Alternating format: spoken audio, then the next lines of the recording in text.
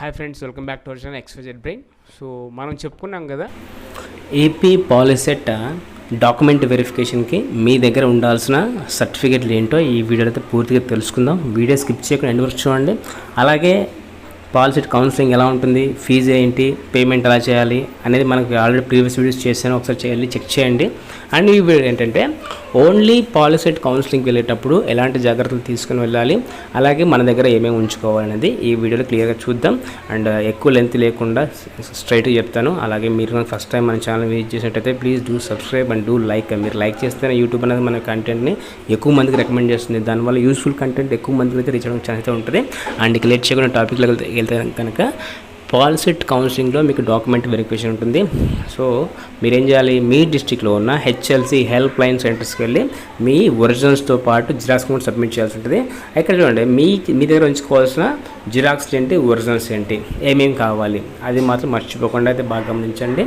ఇక్కడ ఏం చెప్పారంటే along with all original certificate 2 sets అని చెప్పారు కదా. 2 కాదు, 4 తీసుకుని వెళ్ళండి సేఫ్ సైడ్. యాక్చువల్లీ 2 తీసుకుని వెళ్తే అక్కడ ఏమవుతుంటే చాలా గందరగోళం జరిగే అవకాశం అయితే ఉంటుంది. అండ్ కీప్ 4 సెట్, ఎందుకంటే ఆ కొన్ని డిస్ట్రిక్ట్స్లో చుట్టుపక్కల జిరాక్స్ సెంటర్లు ఉండకపోవచ్చు కాబట్టి మీరు ఇబ్బంది పడకుండా 4 సెట్స్ తీసుకెళ్తే చాలా సేఫ్. ఉన్న పలంగా కొన్నిసార్లు ఏమవుతాయంటే అక్కడ ఎక్స్ట్రా అడిగే అవకాశం కూడా ఉంటుంది కాబట్టి 4 సెట్స్ తీసుకుని వెళ్ళండి సేఫ్ సైడ్. అండ్ ఇక్కడ మీరు along with originals and xerox కూడా తీసుకుని వెళ్ళాల్సి ఉంటుంది. ఇక్కడ ఏమేమి కావాలో చూద్దాం. ఫస్ట్ చూడండి, ప్రాసెస్ ఫీజ్ పేమెంట్. ఫస్ట్ మనం ఫీజ్ పే చేస్తాం కదా, ఆ ఫీజ్ రిసిప్ట్ అనేది కంపల్సరీ ఉండాలి. Second one AP POLYCET hall ticket. And third one AP POLYCET rank card. తర్వాత fourth one SSC or its equivalent marks memo. కొంతమందికి marks memo already వచ్చే originals marks memos ఉన్నాయి, లేదంటే ఒక డమ్మీ ఇస్తారు మీకు స్కూల్లోన, సో అది కూడా తీసుకుని వెళ్ళచ్చు. అండ్ ఫిఫ్త్ వన్ చూడండి, 4th to 10th class study. 4th to 10th అంటే 7 years, సో కంప్లీట్గా. సో ఇక్కడ 6 years. ఇక్కడ ఏంటంటే మనకు దీన్ని బేస్ చేసుకొని మీ లోకల్ అనేది మీకు డిసైడ్ అవుతుంది అక్కడ, ఓకేనా.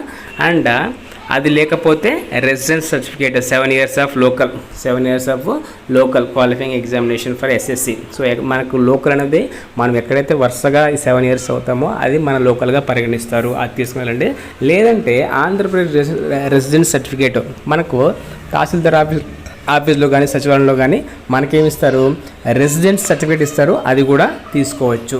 అండ్ అలాగే EWS certificate, economical weaker sections, ఆ సర్టిఫికేట్ కూడా మీరు తీసుకోవాల్సి అయితే ఉంటుంది. And income certificate issued on or after January 1st, 2021 for claiming tuition fees reimbursement. దీంట్లో income certificate especially for SC, ST, BC వీళ్ళకి మాత్రం కంపల్సరీగా ఉండాలి. ఈ ఇన్కమ్ సర్టిఫికేట్ ఎప్పుడు ఇష్యూ చేసి ఉండాలంటే January 1st, 2021 తర్వాత ఇష్యూ చేసి ఉండాలి. అంతకు ముందు అయితే చెల్లుబాటు కాదు.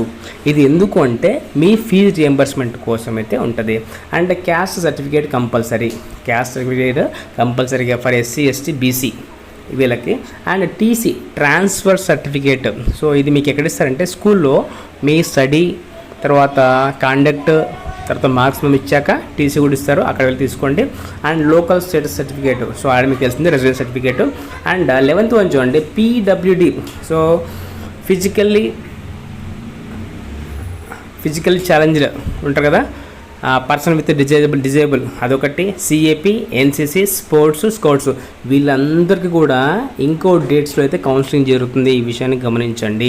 అందరితో పాటు వీళ్ళకి జరగదు, కొద్దిగా డిఫరెంట్ షెడ్యూల్ అయితే ఉంటుంది. మీకు ఆ వీడియో ఆల్రెడీ చెప్పాను, మళ్ళీ చెప్తాను ఇక్కడ కూడా. సో ఇదైతే బాగా గమనించండి. ఇవన్నీ కూడా మీరు మ్యాండేటరీగా తీసుకుని వెళ్ళాలి. ఒకవేళ అట్ ద టైమ్ ఆఫ్ కౌన్సిలింగ్లో మీకు ఏదో ఒకటి మిస్ అయిందనుకోండి, వాళ్ళు మీకు కొంత సమయం ఇస్తారు.